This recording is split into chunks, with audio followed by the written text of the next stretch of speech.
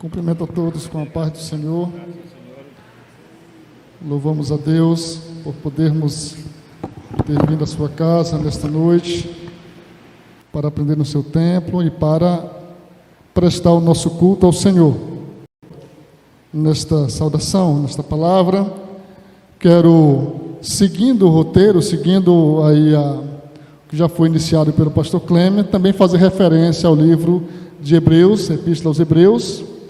Foi lido no capítulo 1, a introdução desta carta, escrita aos cristãos, que eram também hebreus, judeus, e que entendiam muito bem da lei de Moisés, que entendiam muito bem do Antigo Testamento. E o autor de Hebreus, de forma muito prática, ele começa chamando a atenção para Jesus, mas introduzindo a palavra de Deus, transmitida inicialmente pelos profetas, transmitida na lei, e ele então vai traçando um paralelo entre a lei mosaica, entre os profetas do Antigo Testamento, que haviam anunciado a palavra de Deus, e o Filho. Então ele vai dizer exatamente, assim como João fala sobre o Filho, ele vai e fala exatamente que, tendo Deus antigamente falado de muitas maneiras aos pais, pelos profetas, em momentos diferentes, Deus havia falado por último agora pelo Filho. E essa é exatamente a ênfase que ele dá, que já foi inclusive reiterado pela missionária Liz, exatamente a importância e até a superioridade do Filho sobre o que vinha sendo anunciado.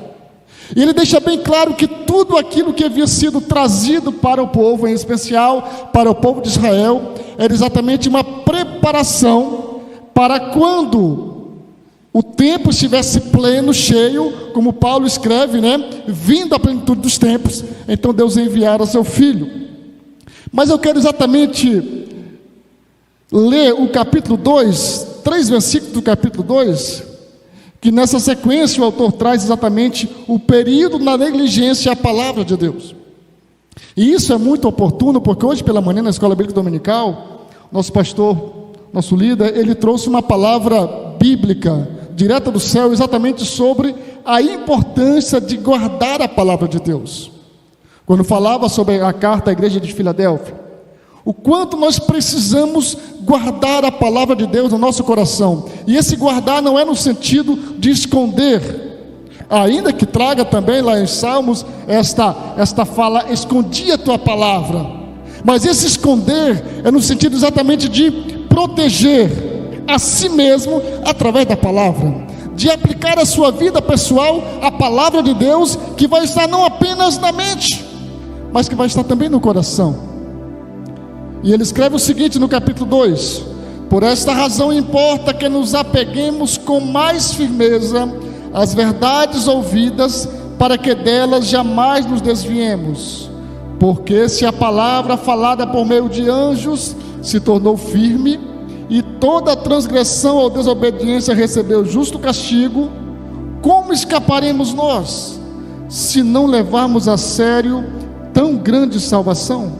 Esta, tendo sido anunciada inicialmente pelo Senhor, depois nos foi confirmada pelos que a ouviram. Esse versículo 3, quando lido isoladamente, ele parece tão somente uma chamada à salvação em Cristo. Como escaparemos nós, se não atentarmos para tão grande salvação? E esta também parece ser a intenção do autor. Como escaparemos nós, se não atentarmos para essa tão grande salvação?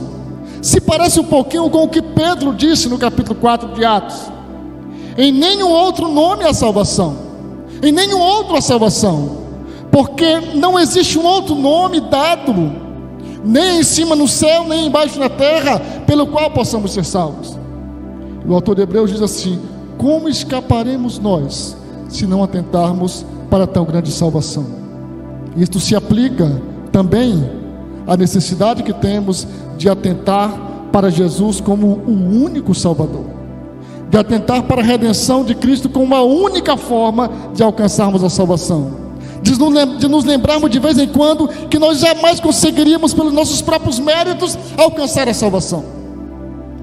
Mas ao mesmo tempo o autor está fazendo um paralelo entre a lei de Deus, entregue por anjos, como ele coloca. Se a palavra entregue por anjos teve uma cobrança dura para quem não a cumpriu, imagine agora a palavra vinda diretamente pelo Filho. E ele fala: como que nós escaparemos se não atentarmos para essa tão grande salvação? Ele não tira a importância da palavra trazida por Moisés.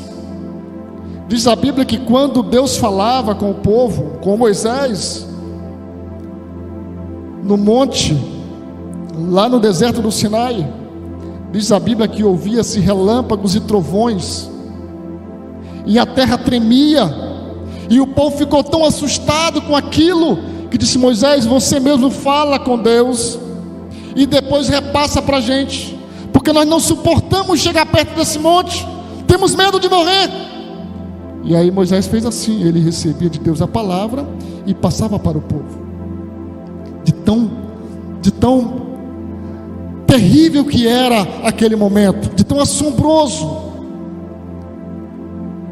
E aí o autor de Hebreus disse: olha, se aquela palavra entregue por anjo, se aquela palavra entregue a Moisés lá no deserto trouxe uma cobrança para aqueles que não a seguiram, como escaparemos nós, se não atentarmos para tão grande salvação, agora por meio do Filho?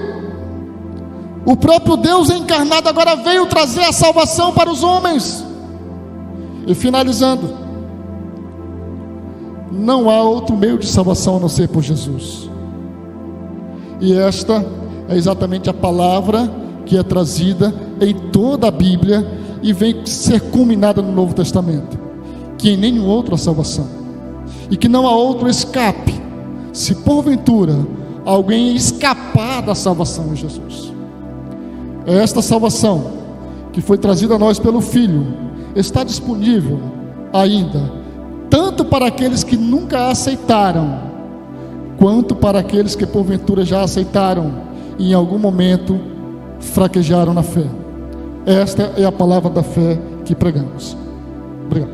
Graças a Deus.